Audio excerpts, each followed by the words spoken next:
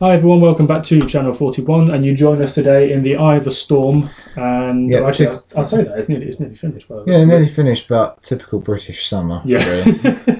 So if you hear any thunder or lightning, that's our weather for you. Anyway, right, today continuing on, and let's be honest, it's probably going to be the final one in the podcast of the series of the film analysis. WJEC. WJEC exam board for film studies. Sorry, we never got around to all of them, but life.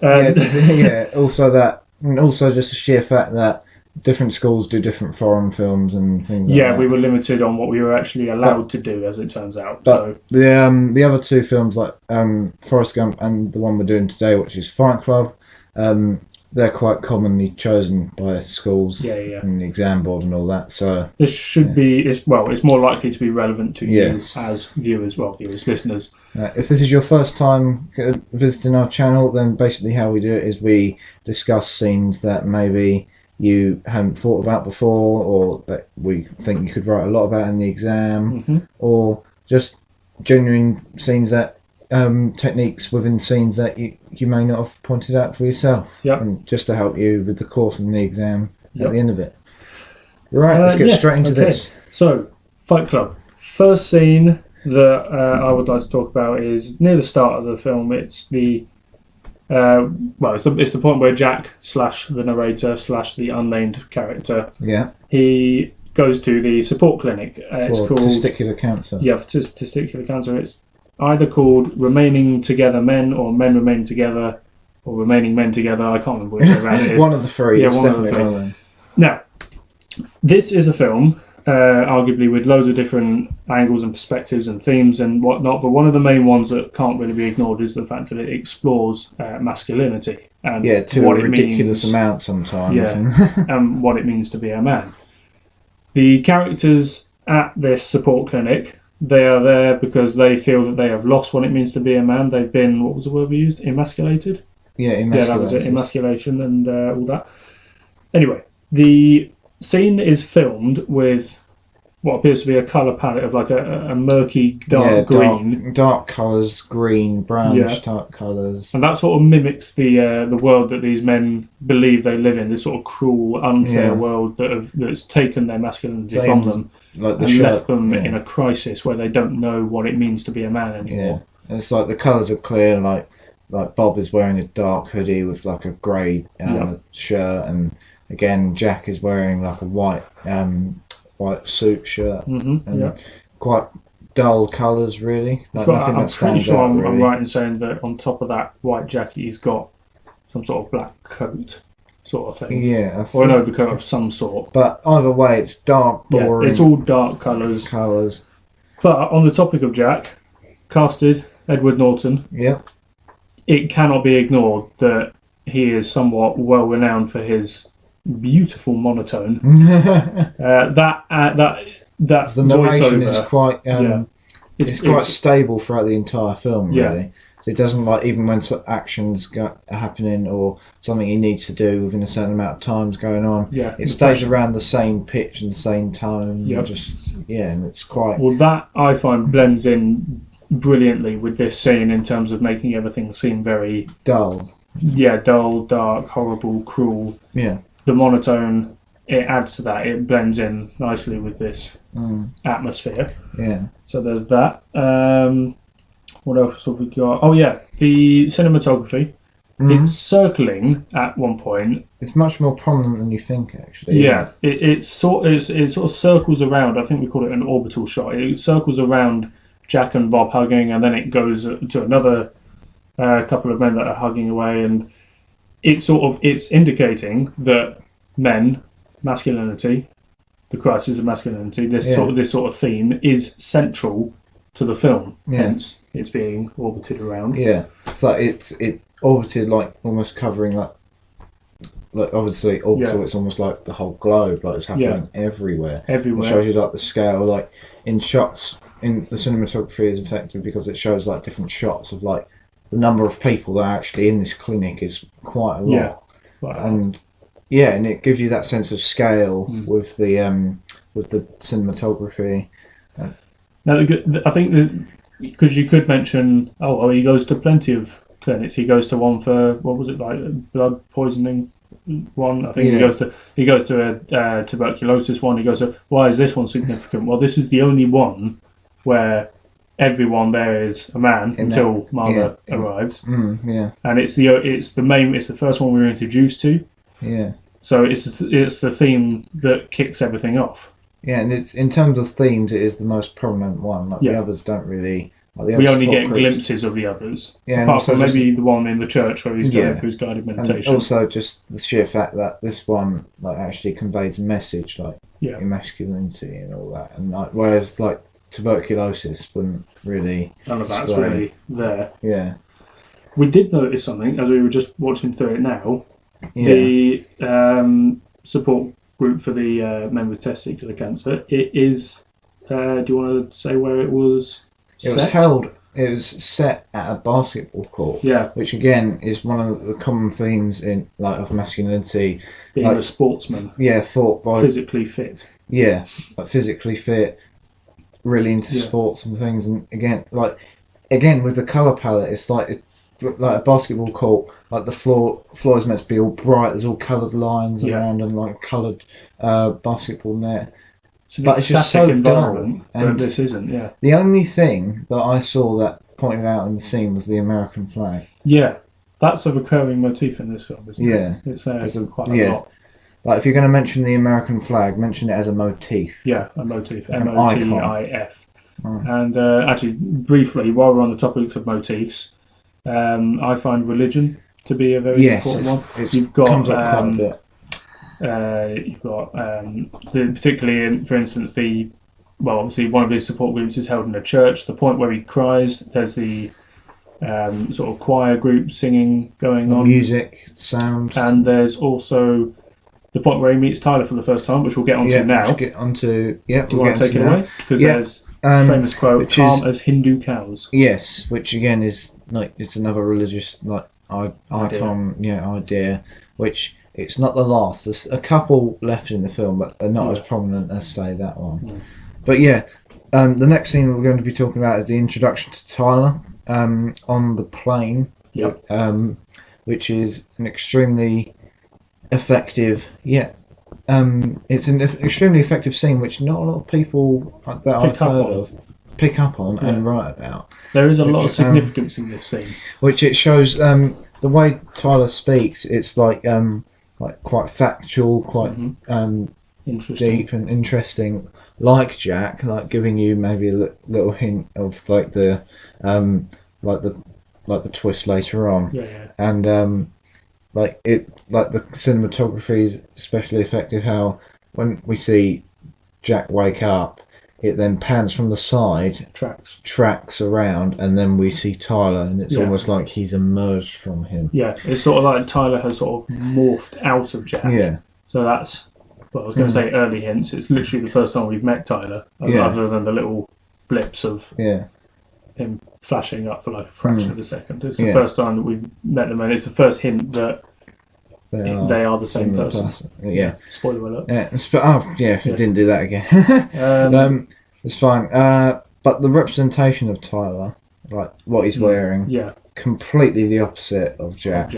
Jack is wearing quite a boring suit, dull colours, again, whites, greys and all that. Even the contents of the suitcase, obviously it's all soap, but it's very colourful. Yeah, like when he opens his suitcase, it's pink, green bars. Yellow, all multiple colours. He's wearing red sunglasses, which hides his eyes, and so we're not properly introduced to him. There's also part of his personality that's somewhat hidden. Maybe. Yes. You get that with people that wear sunglasses or people that cover their face. He's wearing bright clothes and coloured clothes. He's got spiked hair. Obviously the sunglasses again. Just to make sure he stands out.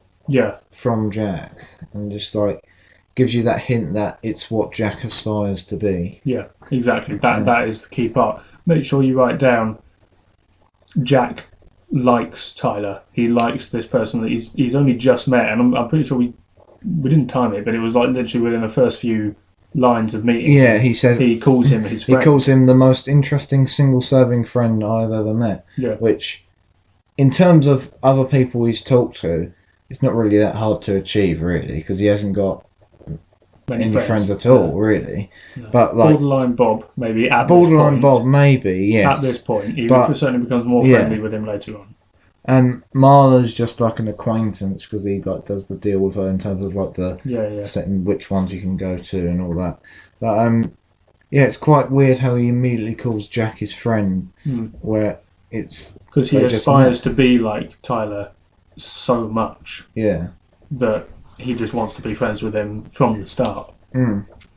Yeah, and also like the whole point of it, like this scene, is to like give you an idea of what Tyler is like, just like a taster of it, like what he's like and what his philosophies are, like the whole thing about oxygen makes you high, which is quite comical. It's quite a funny scene, and also just to give you hints about like the twist that obviously no one's expecting at this point in time, but like the whole thing where they have the exact same briefcase, and just like his is probably filled with quite boring stuff like clothes and all that, whereas Tyler opens it, it's got multicolour with soap and all that.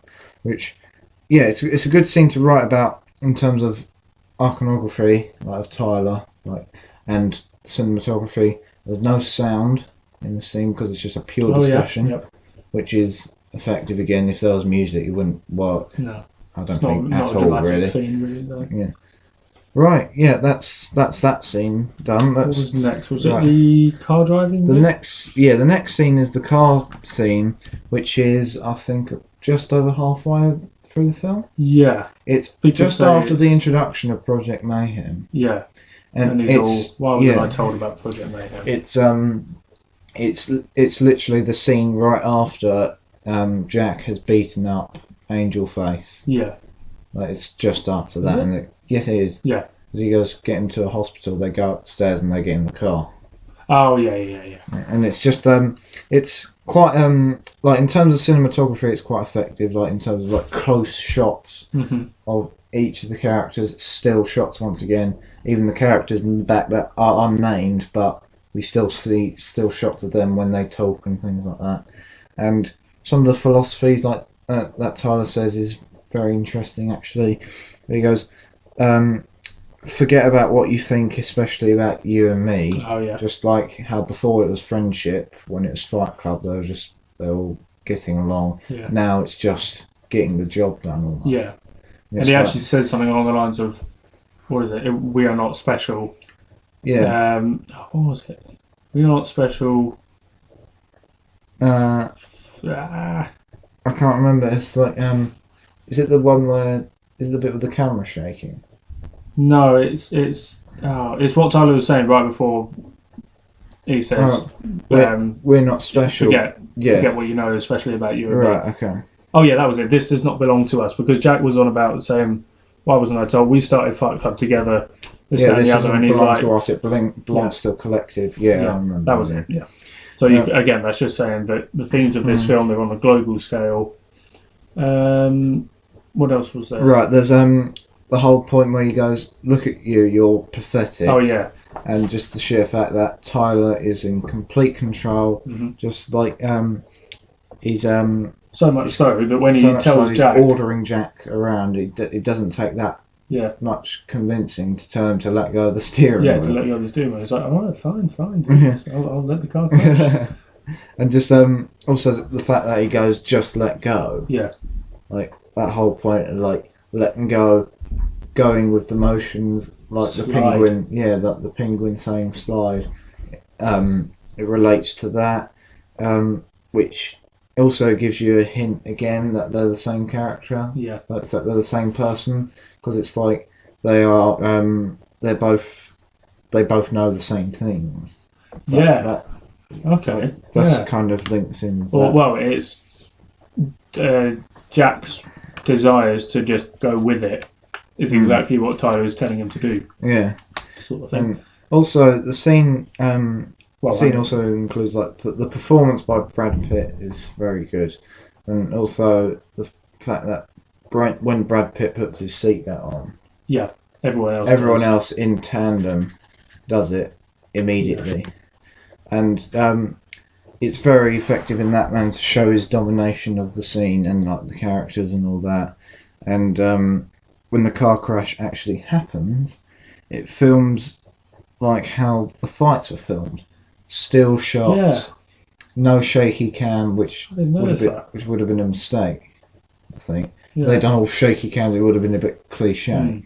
It's like you've seen most car crash scenes. They sort of have the camera usually in the car either in the car with them handheld. What some people do when they film a car crash is they just actually crash the car with the camera in it. So the camera then flies around, so it's sort of like a point of view shot as the person is thrown away in the car, but they don't do that with this. Amores Perils, which is another they have the car crash 3 times. But I'm pretty sure we see it from outside the car crash every time, don't we? I thought the first one, at the very beginning, I thought that bit... There is camera work going on there's shots inside the car. But when it comes to the crash, okay. It's like we're a bystander, they've forced us back. Right, okay, my mistake. I was just putting it out there. No, it's fine.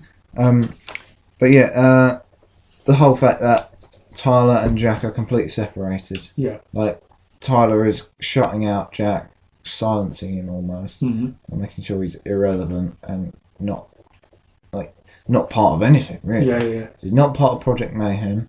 He's not part of Fight Club anymore, really, and he's not part of all this all the propaganda and all the philosophies. Even the point where the point where just earlier on in the film where they're all dressed in their white suits at that what is it, like a hotel or a restaurant of some sort, and they all capture that fellow who's on the telly and say, we're the workers, we guard you while you're asleep, don't mess with us. Yeah. Jack is never fully involved in that. He's always stood way at the back. Yeah. Watching it happen. Yeah, he's just, again, he's like the audience, what's it called? Audience... identification figure? Yes, it. There we go, yeah. Audience identification figure, and how we're just we're back, we're watching, we're not with Tyler, we're just watching it from a distance. And it's, that's quite effective performance and cinematography and all that. And also more hint, like the last thing that we're going to talk about in the scene is just a little hint again saying that the same person, that when the car crash actually happens, Jack is pulled out of the driver's seat of the car. Yeah. Even though Tyler was driving it earlier on. Yeah, which again, it's like, I didn't notice it first time. I didn't notice it first time either, but that's because we're right-hand drive. Yeah, that's true, yeah. In England. So that was a left-hand drive car. So I watched it and I just didn't think twice. Yeah, I didn't think twice of it, but when we watched it again, it's like, hang on a minute, isn't it American? It's American. He's just been pulled out the wrong side of the car. Oh, I know, because he was actually driving. Yeah. And it's like, this film is very good in terms of giving you little hints on things, about workings of the film and the twist at the end. And when it gives you the twist at the end, you think, oh yeah, and you recall back those scenes where it made sense if they were the same person and all that.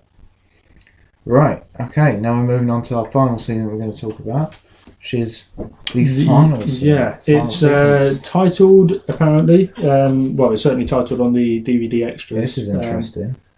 Walls of Jericho scene, otherwise known as the point where they're overlooking all the buildings that are about to come crumbling down. It's the point where we rejoin the narrative in a linear sense. So obviously the film starts with the end. Yeah. See what I mean? Yeah. It's the point where we go back to that ending. It's where Jack goes, I think this is where we left off. Yeah, from there. Yeah, which again, it's postmodern, it knows it's in a film. Knows it's in a film because we say, what is it? In the opening, Tyler's got the gun in Jack's mouth and he's saying, this is it, ground zero. But when we come back to it, he says, this is it, the beginning, ground zero. So and then he goes, that's an added line of dialogue. Yeah, and then he goes, can you, do you have any words to say? And he goes, I still can't think of anything. Yeah. When at the beginning he said, I can't think of anything. Yeah. Which again, little bits of dialogue, it's quite been clever. Added into it, yeah. Clever. What else? Walls of Jericho. What did we roughly get the gist of what that story was about? Yeah, because it was like it's Basically, the Walls of Jericho. section in the Bible. Yeah, religion again. Yeah, religious Motif. motif. It's talking about it was in which book was it? Joshua. Yeah, the Book of Joshua.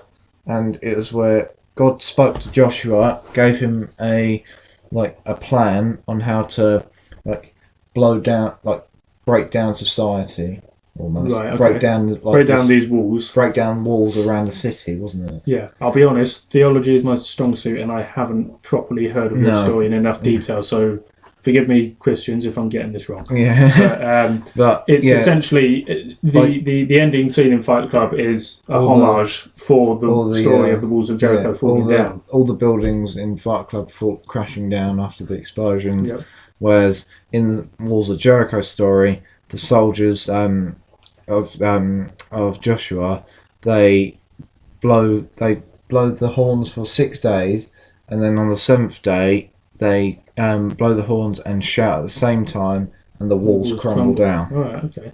Wasn't there something in there about like how the workers are the sort of people responsible for them falling down? Yeah, that because that is basically what happens in Fight Club. As I said, going back to Tyler's quote, we guard you while you sleep. We are they're the workers of society, and they are the people that have brought the financial headquarters falling down. It's like those are the ones that are actually keeping society up. Yeah. Right? Otherwise, society would crumble without the workers and all that. Yeah, exactly that.